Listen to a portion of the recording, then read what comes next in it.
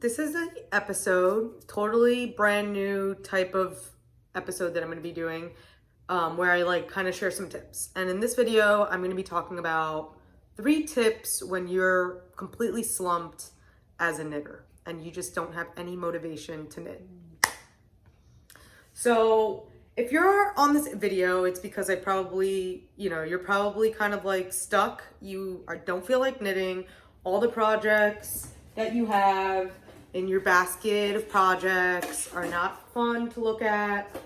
And you don't know what to do about it. You want to get back into knitting. You want to get back into like getting excited about a project, but nothing is motivating you. So what do you do?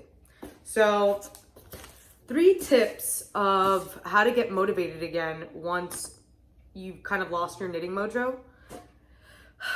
Let's start.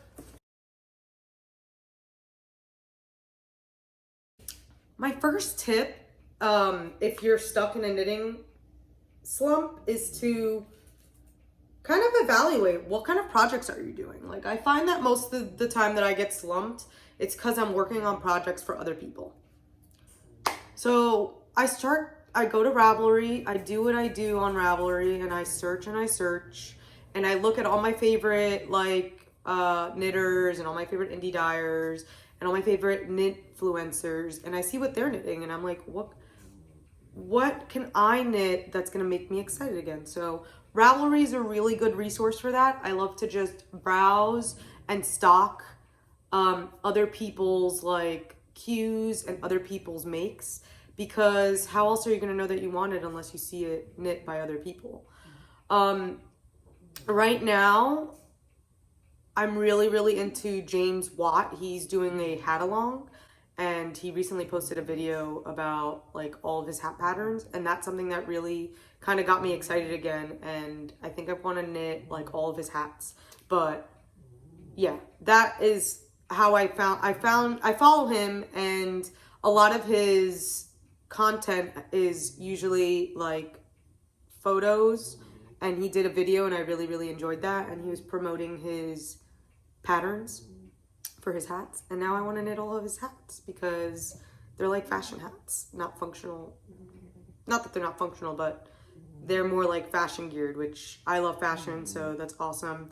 His quad hat is really cool too. So anyway, I really like to stalk some of the knitfluencers that I follow. I like to see what they're knitting. I also like to browse hashtags. You can look up hashtag knitters of Instagram or hashtag knit or die, or you could just, another thing I like to do is I'll go to like my favorite influencers or like people that I follow that I enjoy their content, and I'll look at who they're following and I'll see what they're knitting, because sometimes it's easy to forget that there's like other content aside from who you're following. So I do try to seek new people that are in the same realm and see what they're doing, and kind of just getting excited again with seeing, new faces and new knitters.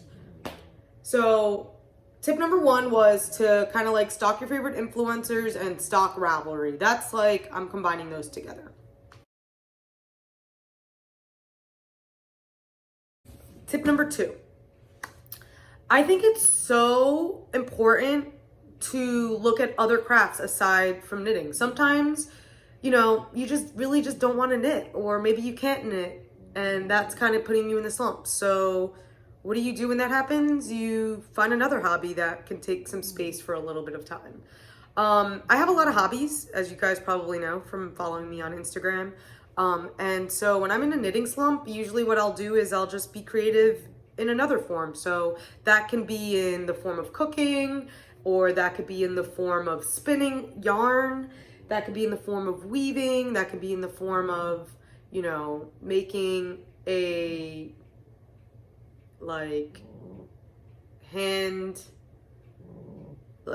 just experimenting with different mediums, whether that be clay, paint, drawing. I really love to follow other creative people that are not in the knitting community. This includes like illustrators, coffee roasters, chefs,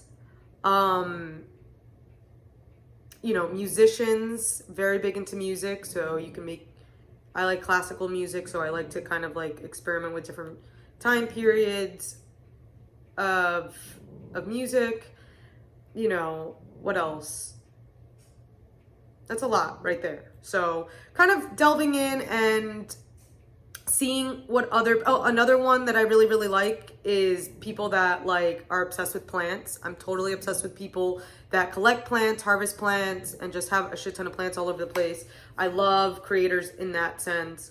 I also really, really love to follow gardeners or people that farm. I really enjoy consuming content of, you know, people that live off the grid and just kind of like living a more simple life. That appeals to me. So like seeing what they do, creating bread, that's another form of content that I really love. I love people that bake all sorts of breads. So I see what they're doing. And that's a way that if I like am a little bit creative in other forms, it kind of brings me back to knitting because, you know, it's fun to not be as monotonous with hobbies. Although knitting is my first love, so I'll always knit.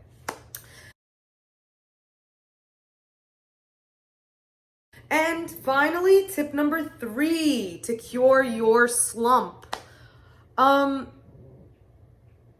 So we talked about tip number 1, which was to like stalk influencers and stalk Ravelry for ideas. Tip number 2 was to get into another creative way to express yourself and kind of take a little break from knitting. There's nothing wrong with that. And tip number 3 is to just do nothing. If you need to take a week break and just absolutely not think about knitting, you know, there's nothing better than just taking a break and just walking away, you know? Sometimes it's not healthy to be consumed in our hobbies because that could be kind of destructive or it could just like turn it into not being fun. I always come back to knitting even when I take a little bit of a break, and you know, sometimes it's necessary to take a break. So thank you guys so much for tuning in. If you found these tips really, really helpful, definitely leave me a comment and let me know some of your tips that you might have to get out of a knitting slump. Thanks again. Bye guys.